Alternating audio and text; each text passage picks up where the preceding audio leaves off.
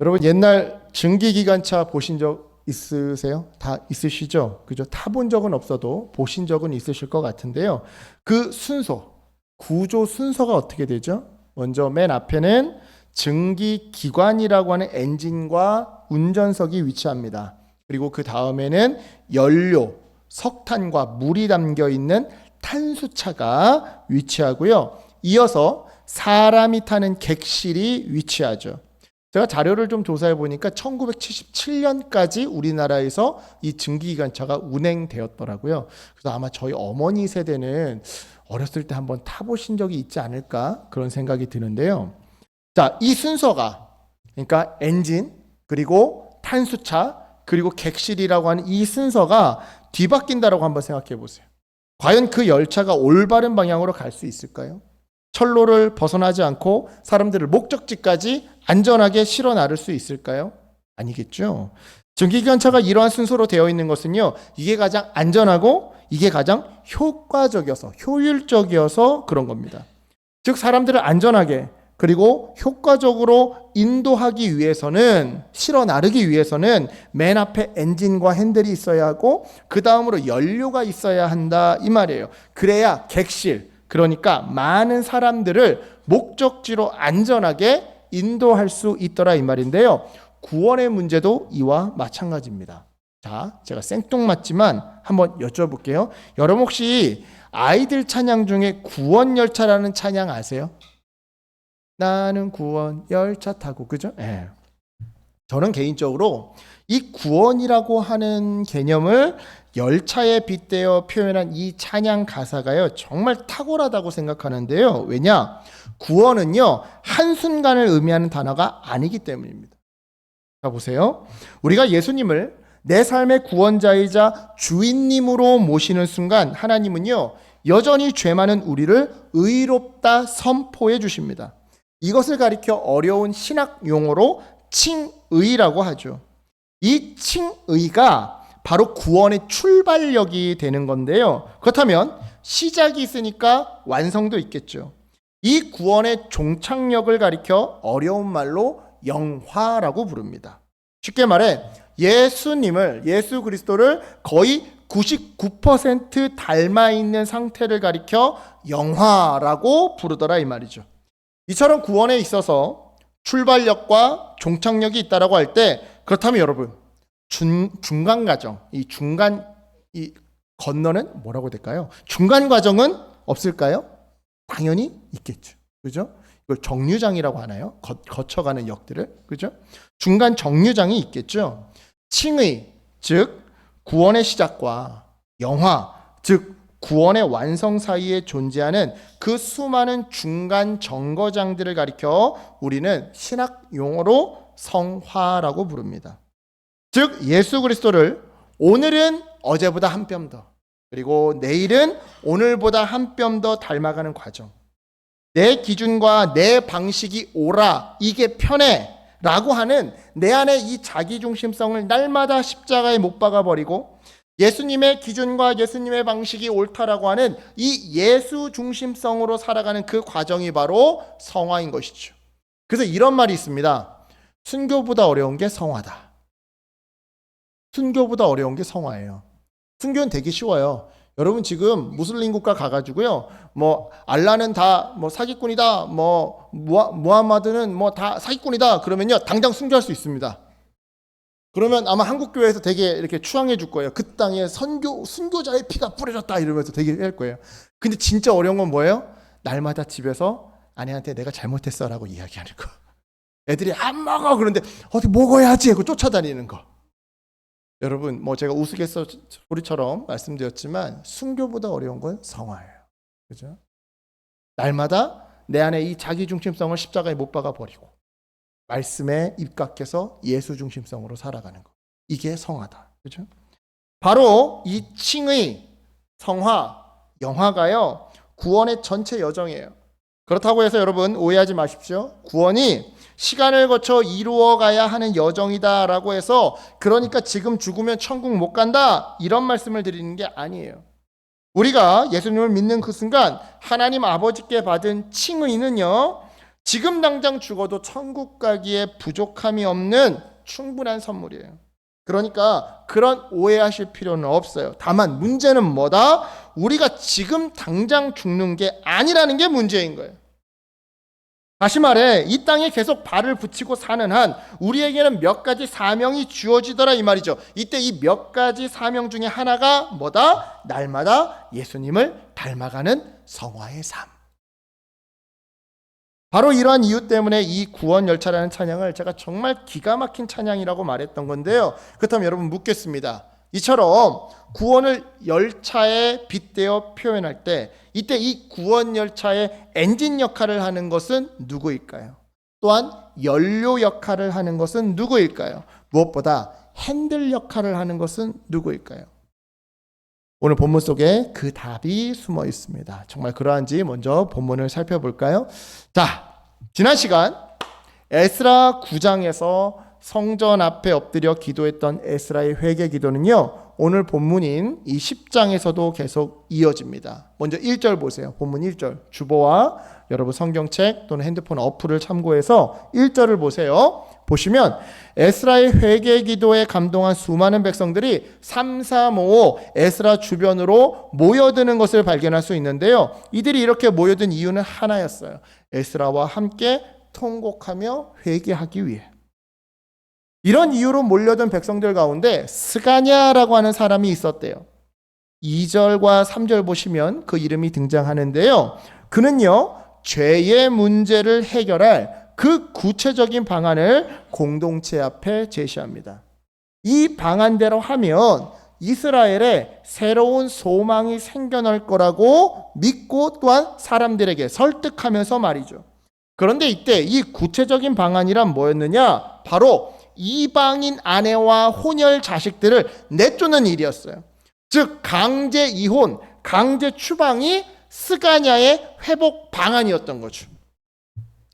하지만 여러분 상식적으로 생각했을 때 이 일은요 대단히 폭력적이고 잔인한 일이었습니다. 따라서 올바른 방법이 아니었죠. 생각해 보세요. 아무리 선한 열매를 못 맺기로서니 단순히 내 아내, 내 와이프의 민족이 다르고 종교가 다르다고 해서 강제 이혼을 시켜 그 혼혈 자식까지 싹 다 추방한다? 아니 애는 무슨 잘못이에요? 자기가 태어나고 싶어 태어난 것도 아니잖아요. 그죠? 애는 무슨 잘못이에요? 또한 그 중에는 여호와 신앙으로 개종을 한 아내들도 있을 수 있는 거잖아요. 그죠? 그런데 이러한 고려도 없이 뭐 자세한 기준이나 세부 항목이나 이런 조사도 없이 그냥 출신 성분이 다르다는 이유 하나만으로 이혼을 시켜 추방을 한다? 그럼 이게 얼마나 잔인하고 파괴적이에요. 여러분 잘 들어보세요. 하나님 나라는요 모름지기 피부색이 다르고 국적이 달라도 언어가 다르고 문화가 달라도 심지어는 종교가 달라도 야훼 하나님의 그 날개그늘 아래로 일단은 불러들여서 품어주고 먹이고 돌봐주는 전도는 그 다음 문제고 일단은 불러들여서 품어주고 먹이고 돌봐주는 평화와 상생의 나라입니다. 맞잖아요. 여러분 성경을 한번 생각해 보세요. 아람의 신을 섬기던 아람의 군대 장관 나아만. 이 나아만이 자기의 한센병을 고침받고자 선지자 엘리사를 찾아갔을 때 엘리사 선지자가 이 나아만을 고쳐주면서 너 개종해. 그러면 내가 병 고쳐줄게 라고 했습니까? 아니잖아요. 그냥 요단강 가서 씻으라고 한 거잖아요. 일단 믿으면 그때 고쳐줄게 이런 게 아니라고요. 이런 협상을 한 게 아니라고요. 그죠? 네. 개종 안 해도 치료해 줬잖아요. 또한 사도 바울은 또 어떻습니까? 고린도전서 7장 12절로 14절을 보시면 나중에 한번 찾아보세요. 물론 이렇게 말씀드리면 잘 안 찾아보시던데요. 혹시 관심이 있으시면 고린도전서 7장 12절로 14절을 보시면 다른 종교를 가진 배우자와 혼인관계를 유지하고 있는 성도들을 향해 바울이 뭐라고 하느냐? 믿지 않는 배우자가 이혼을 원하지 않으면 절대 이혼하지 말래요. 오히려 거기에 뭐라고 기록되어 있냐면 거룩하게 하라 라고 기록되어 있어요. 거룩하게 하라. 즉 전도하라는 거예요. 그래서 자녀들도 거기에 본문에 보시면 깨끗해지도록 하라. 자녀들도 깨끗해지도록 하라. 즉 자녀들도 하나님 믿고 하나님 따르는 하나님 백성이 되도록 만들래요. 즉 오늘 본문에 적용해 보자면 어떻게든 전도를 해서 선한 열매를 맺도록 노력해야지 다른 민족, 다른 종교라는 이유로 무조건 차별하고 배제하는 게 하나님 나라가 아니더라 이 말이죠. 여담이지만 여러분, 바로 이 시기에 기록된, 그러니까 이전까지는 구전으로 전승되어 내려왔지만 기록물로 내려오지는 않았는데 이 시기에 비로소 기록물로 남겨진 성경이 2권 있는데요. 뭘까요? 혹시 예측이 가능하세요? 바로 룻기서와 요나서입니다. 이 시기에 기록물로 비로소 남겨진 게 룻기서와 요나서예요. 자, 룻기서는 어떤 내용입니까? 삿대고 포대고 핵심만 얘기하면 이방 여인 룻을 통해 훗날 하나님 마음에 합한 자, 즉 다윗이 태어난다라는 내용이에요. 나중에 여러분 마태복음 보세요. 이 룻이, 이방 여인 룻이요, 예수님 족보까지 들어간다니까요. 그게 룻기예요. 한편 요나서는 어떤 내용입니까? 하나님이 믿지 않는 이방인들도 하나님이 믿는 자들의 원수 국가인 그 니느웨, 그 아수르의 니느웨까지도 사랑하신다라는 그런 내용이잖아요. 그죠? 즉 오늘 본문 속 다문화 가정 강제 이혼 및 추방 사건을 보면서 하나님은 마냥 기뻐하지 않으셨다라는 거예요. 그래서 이 시기에 기록된 게 요나서와 룻기라는 거예요.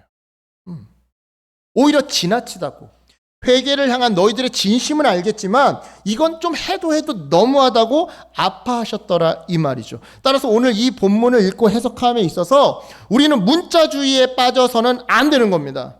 다시 말해, 오늘 본문 속 이 귀한 공동체의 행동을 무작정 옹호하면서 오늘을 살아가는 우리 역시 종교가 다르면 그 대상이 뭐 국제 난민이 되었든 우리 옆집에 뭐 이웃이 되었든 또는 가족이 되었든 무조건 우리 땅, 우리 동네, 우리 집에서 나가라고 하는 이러한 혐오와 배제의 해석을 멀리해야 한다 이 말이죠. 그렇다면 오늘 본문을 어떻게 해석하고 적용해야 하느냐? 저는요 이렇게 제안하고 싶어요. 이들의 방법은 닮지 말되 진정성은 배우자. 방법은 따르지 말고 진정성은 배우자. 즉 이들의 처사는 잘못되었어요. 비성경적이에요. 반인륜적이에요. 하지만 하나님과의 그 어그러진 관계를 회복하기 위해, 그리고 이번 일로 상처받은 예전 아내, 제가 말씀드렸죠. 이 이방 여인들과 결혼하려고 이 시대에 어떤 일이 벌어졌는지, 원래 이 유대인 원래 아내를 때리고 구박하고 어떻게든 이혼 그 서류에 도장 찍게 만들려고 막 그랬다고 했었잖아요. 그 시대상이 말라기에 그대로 기록되어 있다고 제가 말씀드렸잖아요. 그죠? 그렇게 이번 일로 상처받은 예전 아내들과 공동체의 마음을 조금이라도 달래주기 위해 그 어떠한 대가도 치르겠다. 하나님과의 관계를 회복하기 위해, 그리고 이번 일로 상처받은 사람들의 마음을 어떻게든 조금이라도 달래주기 위해 그 어떠한 대가도 치르겠다라는 그들의 의지 표현만큼은 우리가 인정해 주자 이 말이에요. 다시 말해, 회개의 열매를 맺기 위한 진정성 있는 자세만큼은 우리가 배울 필요가 있다 이 말이에요. 쉬운 예로 이런 겁니다. 좀 극단적인 예를 한번 드릴게요. 쉽게 이해하시기 위해.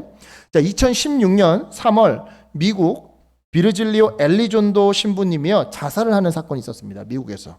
이 엘리존도 신부는요 멕시코계 미국인 신부로서 지역사회 활동가이자 해방신학 그리고 히스패닉 신학 대부였는데요. 저처럼 선교학을 공부하는 사람들한테는 한 번쯤 거쳐가야 되는 학자예요. 이처럼 소외된 약자들을 위해 평생을 헌신한 노 신부님이 스스로 목숨을 끊자 이제 미국 사회가요 큰 관심을 보이기 시작했습니다. 그리고 얼마 지나지 않아 이 자초지정이 밝혀졌는데요. 알고 봤더니 이 신부님이 1980년도에 있었던 이 불미스러운 사건으로 소송에 휘말려 있었던 거예요. 그래서 소송이 시작된 지 1년 만에 죄책감으로 스스로 생을 마감했던 거죠. 이후 그분의 유서가 공개되었는데요. 유서에는 이런 내용이 적혀 있었습니다. 나는 죄인입니다. 하나님과 피해자에게 용서와 자비를 구합니다.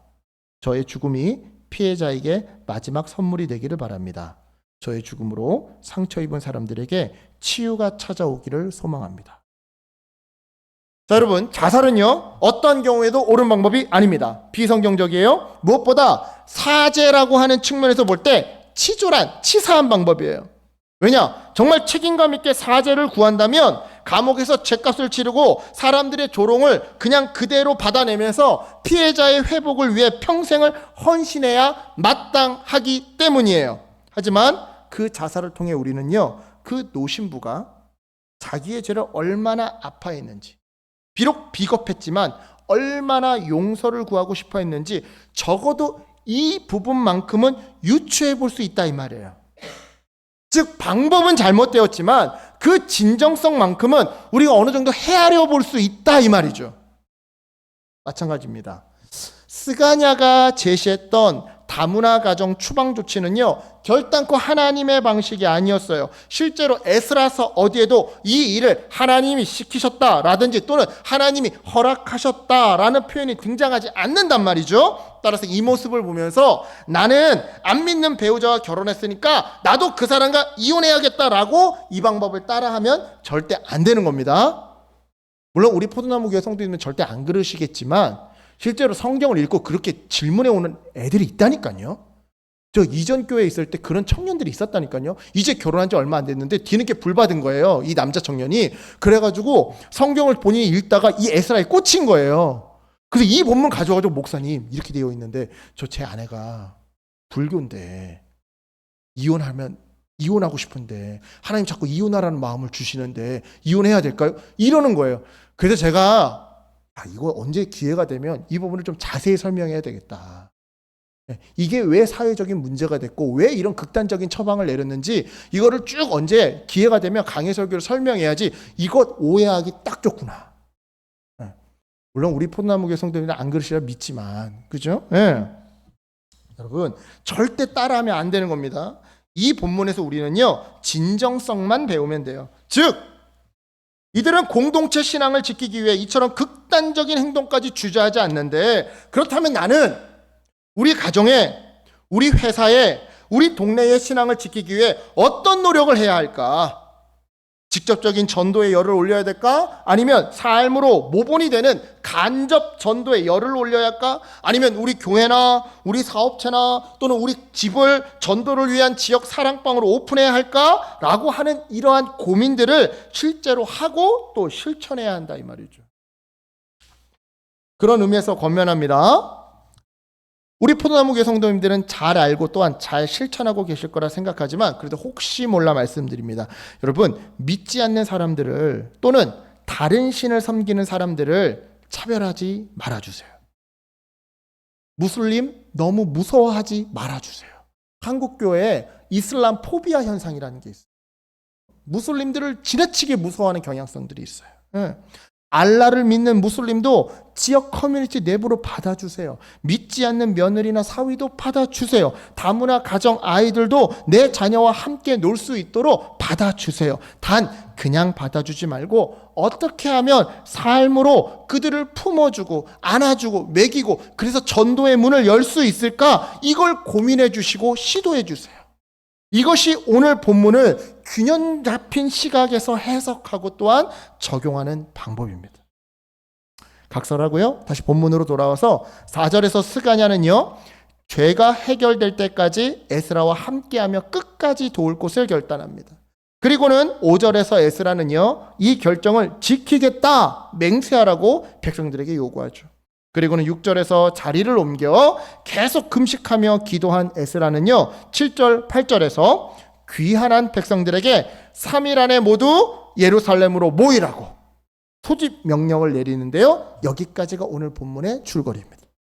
그렇다면 이런 줄거리 내용을 통해 하나님께서 우리에게 주시는 메시지는 무엇이냐? 먼저 첫 번째로요. 눈물로 드리는 진실한 기도가 공동체를 고친다라는 메시지예요. 자, 1절 보세요. 보시면 에스라가요. 처음부터 회개하라고 하고 처음부터 사람들에게 모이라고 한 게 아니었어요. 즉 처음부터 공동체를 향해 무언가를 요구하고 무언가를 시키고 무언가를 명령한 게 아니었다 이 말이죠. 그는 그저 백성들의 죄를, 엿사람들의 죄를 나의 죄로 여기면서 성전 앞에 엎드려 눈물로 기도한 게 다였어요. 그런데요 여러분, 이 작은 불꽃이요 들불로 번지게 돼요. 즉 결과적으로 그의 눈물의 기도가 온 백성을 눈물의 자리로, 회개의 자리로 이끌었더라 이 말이죠. 결국 100마디 말이 아니라 진심 어린 눈물 한 방울이 사람들의 마음을 움직였던 건데요. 그렇습니다 여러분. 말과 행동이 서로 다른 어른이나 또는 솔선수범하지 않는 리더의 말은요 결단코 사람의 마음을 움직이지 못해요. 즉 사람들을 회복의 길로 인도하려면 설교, 훈계, 교훈만 필요한 것이 아니라 눈물의 기도, 눈물의 모범이 필요하더라 이 말이죠. 생각해 보세요. 우리 언제 철들던가요?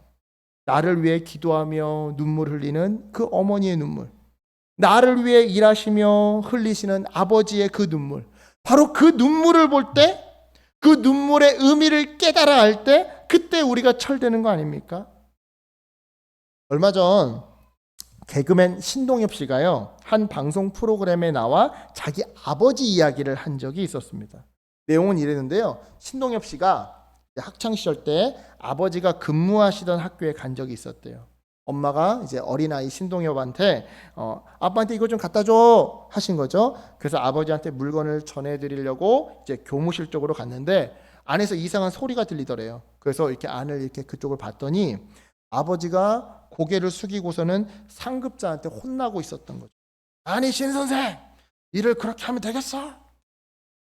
그 순간 이 신동엽 씨가 엄청 충격을 받았대요. 자기한테는 산 같고, 그죠? 절대자 같던 아버지가 혼나는 모습에 왠지 자기가 모욕을 당하는 것 같고 또 화가 나고 그랬던 거죠. 그래서 우리 아빠한테 왜 그래요? 하고 달려들고 싶었는데 만약 아버지가 당신이 혼나고 계시는 그 모습을 이 아들이 지켜보고 있었다라는 것을 알게 되면 되게 자존심 상하실 것 같다, 무척 힘들어 하실 것 같다라는 생각이 들더래요. 그래서 못 본 척하고 교무실에서 황급히 뛰쳐나왔다고 합니다. 자기도 모르게 막 터져 나오는 눈물에 막 엉엉 울면서 말이죠. 그런데 이제 눈이 팅팅 부어 있으면 아빠가 왜 울었냐고 물어보실 거 아니에요. 그래서 수도과에 가서 눈을 막 씻고 물로 거울을 본 다음에 이제 자기 좀 눈이 가라앉은 걸 확인하고 이제 교실에 계시는 아버지한테 물건을 건네드렸다고 하는데요. 이 사건 이후로 철이 들기 시작했대요. 즉 아버지의 눈물까지는 아니었지만 아버지의 헌신, 아버지의 희생을 본 순간 바로 그때 그 철없던 꼬마는 철든 성인을 향해 성화의 첫걸음, 성화의 첫 발을 내딛었던 거죠. 그렇습니다. 눈물로 상징되는 바 부모의 희생이, 리더의 헌신이 가정, 직장, 나라를 회복시켜요. 좀 더 구체적으로 말해 눈물의 기도가 공동체를 치유하더라 이 말이죠. 그런 의미에서 묻겠습니다. 여러분은 가족의 문제를 보면서, 부모님의 문제를 보면서, 자녀들의 문제를 보면서, 또는 회사 안에 팀원들의 문제를 보면서, 또는 교회 안에 교회 공동체의 문제를 보면서 쓴소리, 잔소리, 푸념, 원망만 내뱉고 있지는 않으십니까? 여러분, 우리는요 내 옆사람의 문제를 내 문제인 것처럼 껴안고 하나님 앞에서 울며 기도해야 되는 줄로 믿습니다. 물론 이게 어렵죠. 쉽지 않습니다. 하지만 그래야 하는 줄로 믿습니다. 그래야 그 사람이 주님 안에서 변화되고 회복되고 치유되는 줄로 믿습니다. 여러분, 제가 자주 말씀드리죠. 사람은 잔소리로 변화되지 않습니다. 눈물로 변화됩니다. 저희 어머니가 왜 한쪽 고막이 없으신지 어린 시절 그걸 알았을 때 제가 그때서부터 나는 장한 아들이어야겠다, 그때 다짐했다니까요. 여러분, 사람은요 잔소리로 변화되지 않아요. 하는 척만 할 뿐이에요. 눈물로 변화됩니다. 눈물로. 그렇다고 여러분 그 사람 앞에서 너무 티나게 울라라는 말이 아닙니다. 오해하지 마세요. 여러분, 보이는 데서 울면 안 돼요. 약발 떨어져요. 보이는 데서 울면 안 돼요. 안 보이는 데서 울어야 돼요. 그것도 꾸준히 상당 기간 동안. 그러다 보면 어느 날 하나님이 역사하시사 그 사람으로 하여금 내가 그 사람을 위해 눈물로 기도하고 눈물로 희생하는 그 장면을 목격하게 하실 거거든요. 그때가 바로 하나님의 때예요. 그때가 하나님의 때예요. 내가 원하는 때가 아니라 하나님이 최적이라고 말씀하시는 때. 그러니까 눈물잔이 다 차서 흘러 넘칠 때까지. 그래서 흘러 넘친 그 눈물이 그 사람의 마음에 흘러가 닿을 때까지, 그때까지 우리 기도합시다. 그때까지 안 보이는 데서 울자고요. 다시 말씀드리지만 부모의 눈물이, 가장의 눈물이, 리더의 눈물이 공동체를 회복시킵니다. 이어서 두 번째로 오늘 본문을 통해 주님이 주시는 메시지는요, 탁월한 지도자일지라도 위로와 격려가 필요하다라는 메시지예요. 자, 4절 보세요. 거기에서 스가냐는요, 에스라를 향해 이는 당신이 주장할 일이니 일어나소서 우리가 도우리니 힘써 행하소서라고 말합니다. 즉 요즘식으로 말하자면 말씀대로 하겠습니다. 우리가 돕겠습니다. 그러니 용기 있게 밀고 나가십시오라고 말했던 건데요. 스가냐의 이 고백은요, 비통함에 빠져있는 에스라의 그 무릎을 세워주는 말이었어요. 즉 힘 빠진 리더의 무릎에 힘을 실어주고 어깨에 짊어지고 있는 그 책임감의 무게를 덜어주는 그런 말이었더라 이 말이죠. 이런 맥락에서 사실 리더, 그러니까 가장, 부모님, 회사의 팀장, 목회자들, 이런 사람들은요 늘 외로워하고 늘 두려워하는 존재예요. 늘 생존과 성공에 대한 부담감으로 정말 한시도 마음 놓을 수 없는 존재가 바로 리더더라 이 말이죠. 그래서 리더에게 가장 필요한 것이 무엇이냐? 바로 하나님이에요.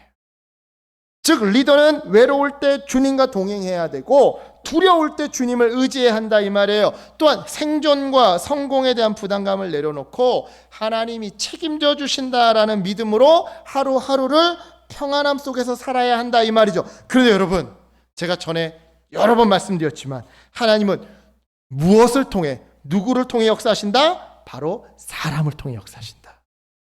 하나님 재정이 부족합니다. 돈 주세요. 그럴 때 돈벼락 안 주신다니까요. 여러분 지나가다가 돈벼락 맞으면 목표 부러진다니까요. 네. 여러분 파란만장한 인생이 1억짜리 인생인데요. 지금 이해하고 계세요? 파란만장 1억, 그죠? 이해하시죠? 예, 예.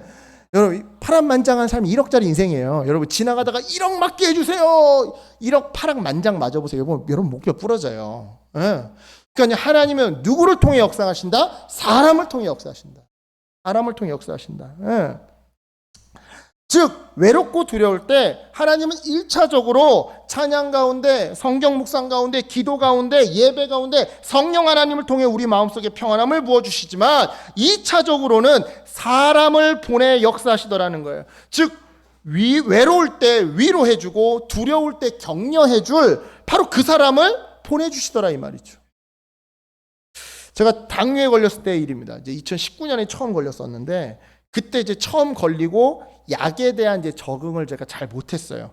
그리고 이제 가급적 빨리 15kg 이상을 빼야 이 관리가 되는 몸이 된다라고 해서 제가 엄청 과도하게 이 다이어트를 했거든요. 그래서 2달 만에 실제로 15kg를 뺐어요. 네. 그러다 보니까 몸에 힘이 없는 거예요. 2달 만에 15kg가 진짜 빠지고 나니까 힘이 없는 거예요.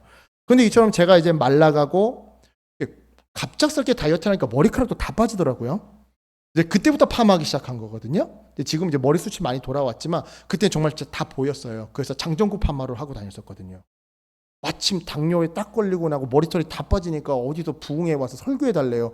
머리털 다 빠지고 갈 수가 없잖아요. 그래가지고 빠글빠글 장전구 파마하고 그때가 이제 파마의 시작이었는데 말라가죠. 머리카락은 다 빠졌죠. 찬양하는데 목소리는 안 나오죠. 그러니까 당시에 담당하고 있던 청년들이 하나둘씩 저를 도와주기 시작하는데요. 한 녀석은요, 자기가 찬양인도를 하겠대요. 목사님 이제 찬양인도 한동안 쉬래요. 한 녀석은 자기가 기타 배워가지고 기타 칠 테니까 이제 목사님 기타 치지 말래요. 한 녀석은요, 이게 제일 우스웠는데 자기가 보양식 사줄 테니까 점심에 만나재요. 제일 웃겼는데 보양식을 사주겠대요, 지가. 또 한 녀석은 자기가 성경 공부반 인도할 테니까 자기한테 매주 9주에 배울 내용을 미리 과외시켜 달래요. 또 한 녀석은 자기가 독서 모임, 그때는 이제 독서 모임 됐었는데 주에 한 번씩 저녁에 독서 모임 인도할 테니까 한동안 저보고 나오지도 말고 쉬래요. 물론 이제 제가 말이 기니까 이제 잔소리 듣기 싫어서 나오지 말라고 한 걸 수도 있어요. 뭐 그거는 어쨌든 쉬래요. 청년들이 이처럼 하나둘씩 자원하며 섬기기 시작하는데요. 제가 그걸 보면서 얼마나 감동을 받았는지 모릅니다. 사실 당시에 조금 나름 어려운 시기를 보내고 있었어요. 그 전년도까지 청년부를 많이 부흥시켰는데 이상하게 그 해에 들어서는 청년들이 한 명, 두 명 이 교회를 빠져나가는 거예요. 목사님, 우리 교회는 찬양팀이 좀 약한 것 같아서 저 그냥 사랑의 교회로 갈래요.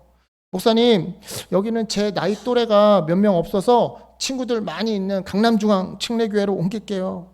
목사님, 아무래도 제가 이성을 만나야 될 것 같아요. 집 앞에 있는 광림교회로 옮길게요. 이처럼 예배 자리 막 빈자리가 점점 늘어가던 시기에 막 병까지 생기고 나니까 몸은 둘째치고 마음이 축나더라고요. 마음이 지쳐버리더라고요. 그런 찰나에 몇몇 청년들이 자원하면서 나서니까 정말 위로가 되고 제가 힘이 나더라고요.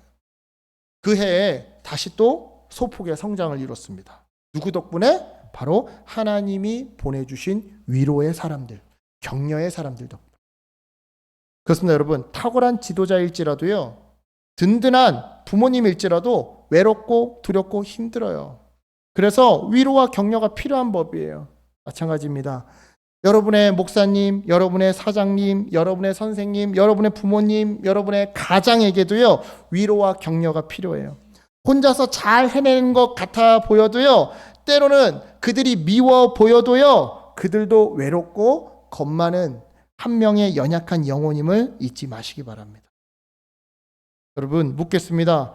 여러분, 내가 위로하며 격려할 지도자, 동역자, 가족은 누구입니까? 하나님께서 지금 누구를 떠올리게 하십니까? 하기 싫어도 부끄러워도 주님이 거룩한 부담감으로 자꾸 생각나게 하고 바라보게 하는 그 영혼을요, 오늘 이 예배가 끝나고 저녁에 전화 한 통화라도 좋으니까 전화해서 격려해 주세요. 그래야 그 사람이 계속 타오를 수 있습니다. 계속 움직일 수 있어요. 마지막 세 번째로 오늘 본문에서 주님이 주시는 메시지는요, 죄의 용서는 백성의 결단이 아니라 하나님의 은혜에 달려있다라는 메시지입니다. 죄의 용서는 백성의 결단이 아니라 하나님의 은혜에 달려있다. 자, 5절 보세요. 5절 보세요. 2절로 4절까지에 기록된 스가냐의 제안에요, 제사장들과 레위 사람 그리고 온 백성들이 그렇게 하겠다고 맹세를 합니다. 그런데 이어지는 6절 보세요. 6절 보니까 에스라가 어떻게 행동합니까? 금식하며 기도하는 일을 멈추지 않아요. 계속해요. 자, 여러분, 에스라는 왜 이랬던 걸까요? 아니, 지금 백성들이 다 같이 회개운동 벌이겠다고 이렇게 맹세를 했단 말이죠. 그런데 왜 에스라는 금식 기도를 멈추지 않았던 걸까요? 그 이유는요, 죄 용서는 백성의 결단이 아니라 하나님의 은혜에 달려있기 때문이에요. 그래서 우리들의 이 회개를 주님 받아주세요 라고 바로 이 기도 제목을 가지고 에스라는 계속해서 기도를 멈추지 않았던 거죠. 그렇습니다, 여러분. 죄의 용서는요, 죄의 용서를 구하는 나의 열심에 달려있는 일이 아니에요.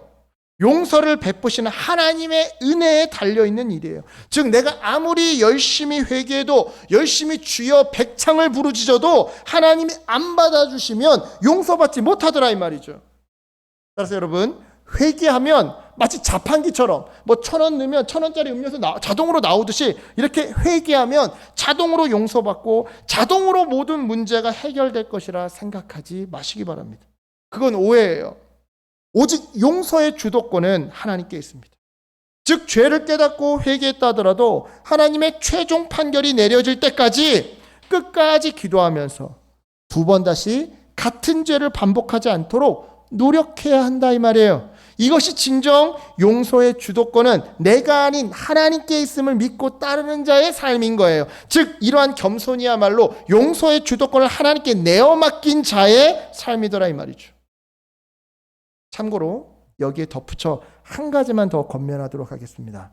여러분, 동일한 원리로 이 사람과의 관계에서도요, 용서의 주도권은 나의 사과에 달려있지 않고 상대방의 자비에 달려있다는 사실을 잊지 마세요.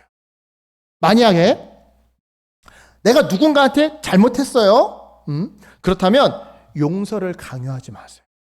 야, 내가 너한테 이렇게까지 무릎 꿇고 했는데 이제 그만 용서해줘야 되는 거 아니냐? 이러지 말라 이 말이에요. 이러면 안 돼요. 예. 용서의 주도권은요, 나로 인해 상처받은 상대방에게 있습니다. 절대 나에게 있지 않아요. 내가 원하는 때에 내가 원하는 방식으로 내가 원하는 분량만큼 상대방에게 용납받으려고 하면 안 돼요. 상대방이 원하는 때에 상대방이 원하는 방식으로 상대방이 원하는 분량만큼 상대방에게 용납받기를 기다려야 하는 거예요. 이게 겸손한 삶이에요.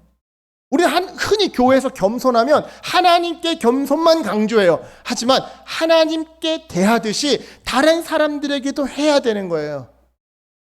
용서의 주도권이 하나님께 있다라고 고백했으면 우리 인간관계에서도 용서의 주도권은 나로 인해 상처받은 저 사람에게 있음을 우린 인정해야 된다 이 말이에요. 그러니까 살면서 야, 내가 이렇게까지 했는데 너 이제 그만 다 용서해줘야 되는 거 아니냐? 언제까지 나한테 모욕을 줄 거야? 이러면 안 돼요. 그 사람이 용서해 줄 때까지 기다려야 돼요.